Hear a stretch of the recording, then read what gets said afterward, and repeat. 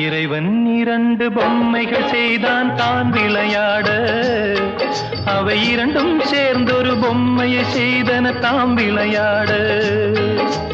இறைவன் இரண்டு பொம்மைகள் செய்தான் தான் விளையாட, அவை இரண்டும் சேர்ந்தொரு பொம்மையை செய்தன தாம் விளையாட.